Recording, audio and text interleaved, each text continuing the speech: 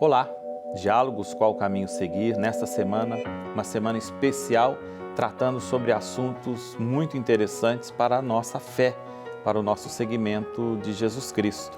Temos a presença do Padre José Luiz Queimado, missionário redentorista que trabalha na editora Santuário.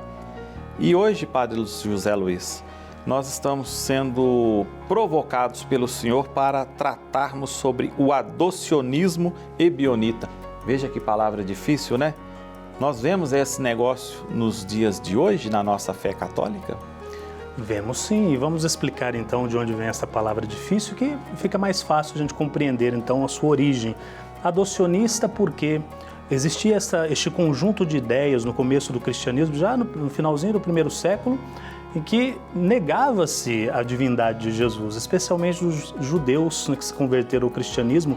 Eles estavam tão ligados à ideia de um só Deus e não havia possibilidade de forma nenhuma de ter uma segunda divindade. Por isso eles acreditavam Jesus ser o Messias, um profeta, um Messias enviado por Deus, mas não Deus, ou seja, Maria não deu a luz a Deus nesta visão herética.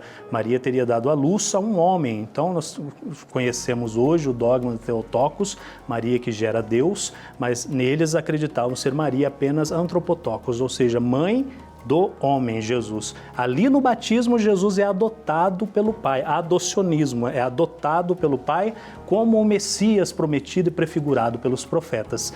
Então, obviamente, era uma heresia, os cristãos da ortodoxia não aceitavam de forma nenhuma e esta heresia estava adentrando o cristianismo, né? O cristianismo da época. Então, eles também acreditavam assim, quando Jesus morre na cruz e ressuscita, ali está o sinal de que ele era o Messias. Ele foi premiado por ser um judeu muito bom, um exemplo de judeu. Obviamente, ebionita, esta palavra também vem do hebraico, ebion significa pobre.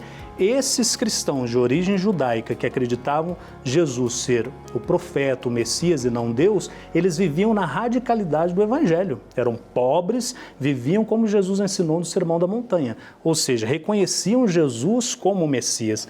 Eles eram excluídos de duas formas, pelos cristãos porque não aceitavam a divindade de Jesus, pelos judeus porque aceitavam Jesus como Messias, então eram totalmente excluídos, mas foi se adentrando na igreja, os ebionitas foram combatidos por um santo chamado Irineu de Lyon, um escritor maravilhoso, tem um livro contra as heresias, você pode encontrar aí na internet ou pode pesquisar, tem em algumas lojas, livros, e também por Orígenes. Orígenes é um escritor muito prolífico da nossa igreja, Orígenes de Alexandria, que insulta os ebionitas dizendo, eles eram pobres sim, mas pobres de entendimento.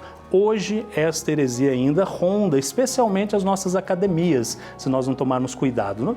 Nós temos que sim pensar e refletir sobre o papel de Jesus, a missão de Jesus, a pessoa de Jesus, a mensagem de Jesus, mas temos de tomar muito cuidado para que não o tornemos apenas Jesus, o homem, apenas um bom judeu, um bom exemplo, um profeta, um místico, uma pessoa que nos dá exemplos. Não, Jesus, na nossa crença, queridos irmãos e irmãs, é Deus, né? Deus encarnado, assim como Paulo vai dizer, né, em Filipenses, ele não quis se apegar à sua condição divina e se fez um de nós.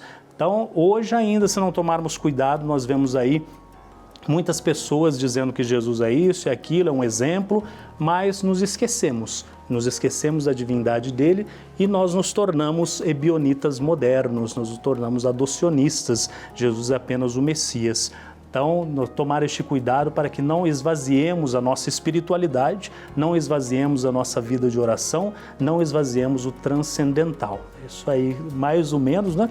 Vão lá e pesquisar mais profundamente, porque também há muitos recursos, há muitos lugares que você pode ver mais aprofundada esta questão. O que fica é, não podemos esvaziar o nosso seguimento a Jesus Cristo. Fique com Deus, amanhã estamos de volta. Tchau!